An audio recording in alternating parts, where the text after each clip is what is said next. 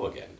This is Mark Brown from the Carondelet Urban Farms, Urban Tech and Home Eco classes. In these classes, we teach you how to do things for yourself here in the city and do them for cheap. This is no exception. We're going to show you how to make juice cheaply and effectively. First of all, we're going to begin this by assuming a few things. First of all, we're going to assume that you have a container that you're going to be pressing your juice in. In this case, this is a stainless steel pot. You're going to have enamel, cookware, a crock pot, food grade plastic bucket even. Nothing aluminum or any other strange metal.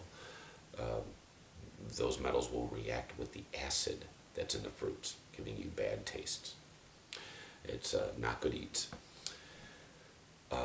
Also, we're going to assume that you went to a home winemaking store or your better kitchen supply houses, and you're going to get what's known as a grain bag or a juicing bag. This is a heavy-duty nylon bag that can withstand treatments in the washing machine. They'll usually cost you about $10 to $15, and they'll last you many, many years. And it pays to get a good quality one. And we're also going to assume that you have your fruit and that it is ripe, that your fruit is fully ripened. Having said that, we will now proceed with this. You take your ripe fruit and you place it in the freezer and you freeze it rock solid. You can use your ordinary home freezer at home. After your fruit is frozen, you can then defrost your fruit. While it's in the frozen form, you could use it as you gather enough fruit up to do this at one time, or to save it for those winter months. This is a great time to do that. So anyway, you have your frozen fruit. You'll place it in a clean container with a locking cover or something to keep the flies off. While it's defrosting, you don't want anything to come in and tamper with it. You allow your fruit to fully defrost. After it's defrosted, you'll end up with something like this. This was a pear. This was a fully yellow pear. After going through the freeze and thaw cycle, its skin has turned brown. That in no way reflects to the quality of the juice on the inside. The skin has acted like a barrier here. The inside of this, pears and apples are notoriously hard fruits to press. A lot of times costing you hundreds and hundreds of dollars in equipment to effectively get the juice from them. In this case, the freezing action and the thawing action has destroyed the structural integrity of the fruit. The cellular structure inside here is all but destroyed. And if I was to show you here,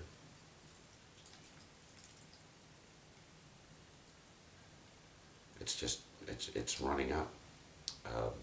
The skin comes right off it. Throw this en masse into your juice bag and pick your juice bag up out of your container and squeeze away. I haven't even really begun to squeeze here yet, and I'm just kind of sort of gathering the fruit up in one corner of the bag. That's my MO. You can use any method you want. Some people like to twist. I'm more of a kneader, as in the bread making process. I'll just work the edges around it first. The juice is just pouring right out of here. Like I said, the fruit has almost virtual no structural integrity left. Already the bag has reduced itself just more than half of the volume it used to have. Through the nylon bag, you will get some pulp material. This is even common in your commercial presses. You can, if you were going to process this juice, like as in can it, jar it, whatever, you could cover this in your refrigerator and allow it to sit overnight. The pulp will precipitate, that is, fall to the bottom, and you'll be able to siphon off, or what's often called racking in the winemaking trade. You can rack the free and clear juice right off the top. So, as you can see, just a few minutes here. Probably was barely 2 minutes time. Virtually all the juice has been pressed from this bag. And what you're left with here is a pulp material, mostly comprised of skins, the very fibrous core of both the apples and pears. They're very similar, is that core is almost inedible in a sense, but it does contain a lot of juice. You're able to extract that juice through this process. The seeds, and like I said, skins, and that material is left behind, and there's some residual sugars and some fruit juices you'll never really get out of here, unless you want to devise a press to actually press this even further. I don't worry about it because I get bushels and bushels of fruit, and this material, although I used to put it in my composter, I now feed to my pigs and chickens. They love this stuff. It's like a dessert version of mashed potatoes. They can't get enough of it. And it's very healthy for them to eat too. But aside from that, yeah, that's about all we're going to get out of this one. So, you just go ahead and put it with the rest of your pulp. I have a bucket off to the side here collecting it. And I'll show you here in a second what you're left with is material that looks like this. There's that core material, you can feel it, it's still, that's where some of the grittiness is in pears, and lots of skin, lots of seeds. In about 35 minutes time, I have pressed a whole container of pears here to create 5 gallons of juice off to the side here. I can't even pick that thing up to show you, but it's a full carboy. All across America, in our cities, in our towns, in the country even, we have fruit trees that go unpicked. These trees drop their fruit rots right there. And the potential for this fruit to humankind is never realized. You could pick this fruit yourself and take advantage of it.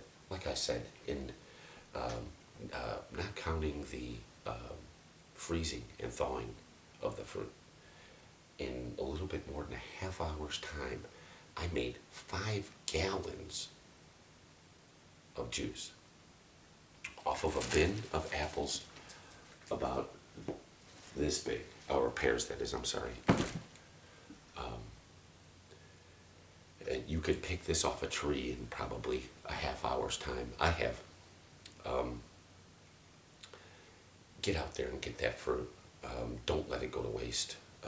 Feed people, feed yourself. In America, 1 in 5 homes struggle to put food on the table. This is something you can do to help your family out, or to help someone else's family out. Literally, if you worked on a few hours on this and you had 3-4 times what that bin size is here, you can make enough juice to share with your neighbors. Or you can do what I do sometimes, is you can make wine from this. Pitch it with yeast. You'll make what's called perry, which is the apple cider version of pear wine. Also, as well as you could can this juice. But keeping this thing covered, letting it sit overnight, letting the pulp material that's in the juice precipitate to the bottom, you'll be left with clear, free-running juice that you can rack off or siphon off, and can, jar, drink. Get out there, baby. Get that fruit.